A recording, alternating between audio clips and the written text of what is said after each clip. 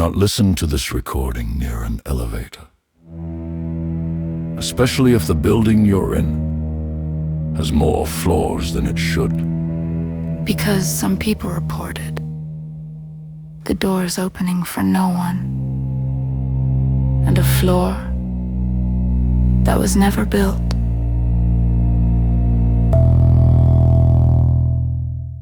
Before this recording begins, check your surroundings.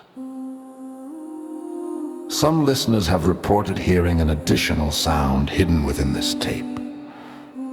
One that audio analysts insist was never recorded. If you notice it, do not replay the audio. It becomes easier to hear the second time. If you're hearing this, it's already too late. What you are about to listen to was never meant to leave St. Dympna Hospital. During the building's scheduled demolition in early 2003, contractors discovered a portable tape recorder sealed inside the structural wall of Elevator 3. Not hidden, sealed, as if the building had been constructed around it. No maintenance corridor existed in that section. No renovation permits were ever filed. The device was traced back to a night maintenance worker named Elias Mercer. Coworkers described Mercer as observant, methodical, and not prone to exaggeration.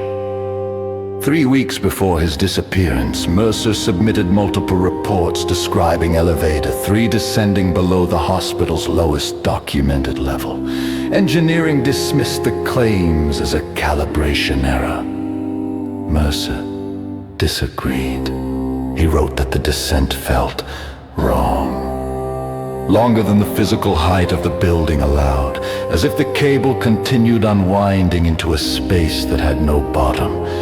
After several nurses refused to use the elevator, Mercer began carrying a recorder during his overnight shifts. At 1:42 a.m. on October 3rd, the elevator doors opened unexpectedly. There was no corridor, no wall. His flashlight failed to reflect back a surface, only an absence deep enough to swallow the beam entirely.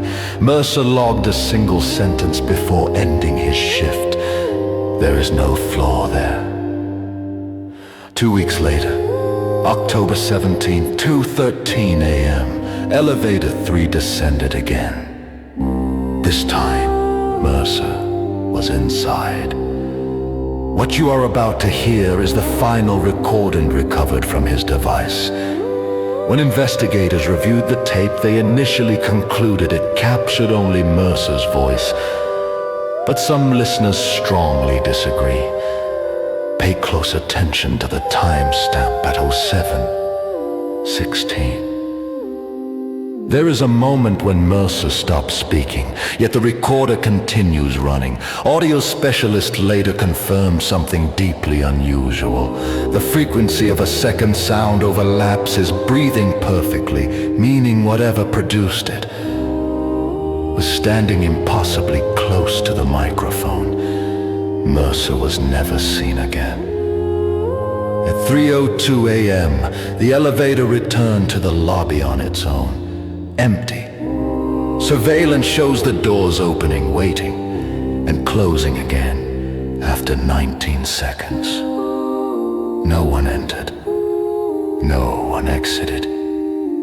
The internal floor display was found damaged, flickering between B and 1.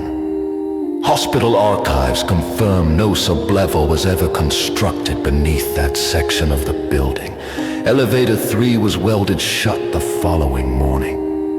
Months later, several demolition workers refused to approach the shaft, reporting what they described as distant mechanical movement far below.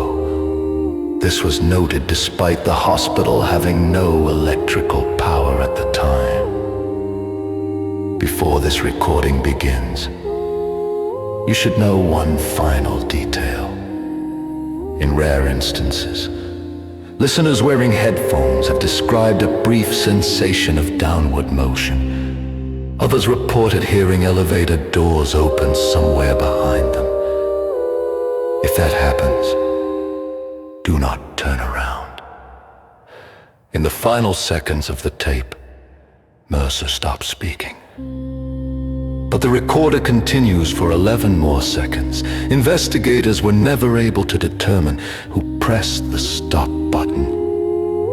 The elevator shaft was filled with concrete in the winter of 2004. Last year, during a structural survey, engineers detected a hollow space beneath the foundation, far deeper than the hospital's blueprint should allow. The cavity measured approximately 7 feet wide and 7 feet long, roughly the size of an elevator car. This is the Mercer Tape.